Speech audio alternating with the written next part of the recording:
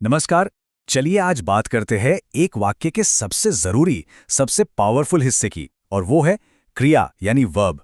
असल में यही वो चीज है जो किसी भी सेंटेंस में जान डाल देती है। तो सबसे पहले एक बहुत ही सीधा सा सवाल है, क्या कोई भी वाक्य, कोई भी सेंटेंस बिना किसी काम या एक्शन के पूरा हो सकता है? क्या लगता है? जरा सोचिए इस बारे में। और इसका जवाब एकदम साफ है, बिल्कुल नहीं। बिना एक्शन या अवस्था या किसी भी तरह की कंडीशन बताए शब्दों का कोई भी ग्रुप बस शब्द ही रह जाता है। एक पूरा सेंटेंस कभी नहीं बन सकता।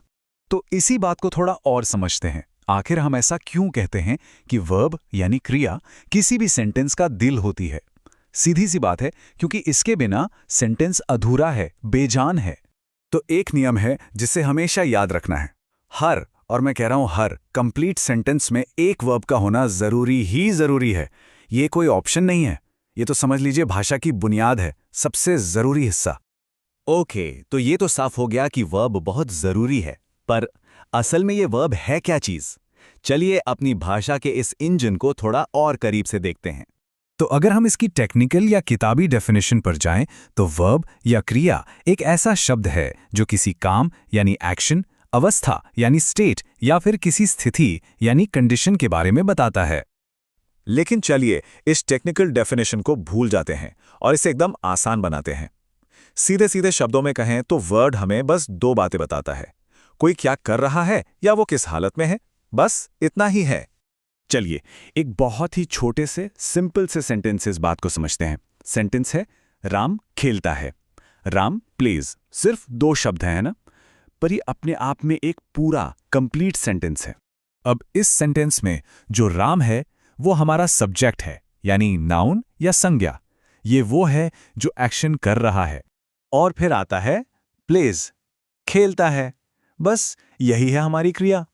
यही वो शब्द है जो हमें बता रहा है कि राम असल में कर क्या रहा है। ये है एक्शन।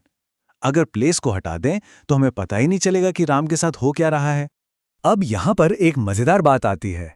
ऐसा नहीं है कि सारे वर्ब्स सिर्फ एक्शन या काम के बारे में ही बताते हैं। नहीं, इनके भी अलग अलग टाइप होते हैं और इनके रोल भी अलग अलग होते हैं।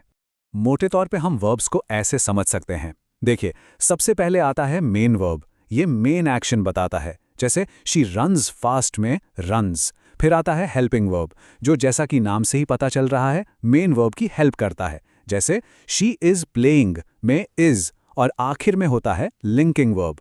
इसका काम सब्जेक्ट को किसी और जानकारी से जोड़ना है, जैसे शी इज हैप्पी में जो इज है वो शी को हैप्पी से लिंक कर रहा है। तो हमने वर्ब्स के टाइप्स तो देख लिए। अब ये समझते हैं कि आखिर एक वर्ब असल में करता क्या है। इसके कह सकते हैं कि दो मेन जॉब होते हैं। वर्ब के ये दो सबसे बड़े काम हैं। एक तरफ वो दिखाता है एक्शन यानी काम, जैसे प्ले करना, रीड करना, रन करना। और दूसरी तरफ वो दिखाता है स्टेट यानी अवस्था, जैसे इज टायर्ड यानी थका हुआ होना, आर हैप्पी यानी खुश होना, या इज ब्लू यानी नीला होना। तो सिंपल भाषा में वर्ब हमें ये बताता है कि कोई कुछ कर रहा है या फिर कोई कुछ है। तो इस पूरी बातचीत के बाद वो कौन सी सबसे जरूरी बातें हैं जो हमें हमेशा याद रखनी चाहिए? चलिए फटाफट से की पॉइंट्स को देख लेते हैं।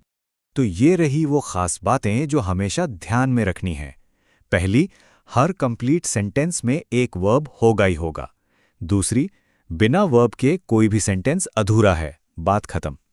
तीसरी, वर्ब्स एक्शन यानी डूइंग भी दिखाते हैं और स्टेट यानी बीइंग भी। और हां, एक और जरूरी बात, वर्ब्स समय के हिसाब से यानी टेंस के हिसाब से अपना रूप भी बदलते हैं। और आखिर में बस ये एक बात है जो इस पूरे टॉपिक का निचोड़ है। हमेशा याद रखिए कि वर्ब ही वो चीज़ है जो एक सेंटेंस को जिंदा करती है, उसमें जान डालती है। क्योंकि इसके बिना शब्द तो हैं, पर वो सिर्फ शब्द हैं, एक पूरा सेंटेंस नहीं।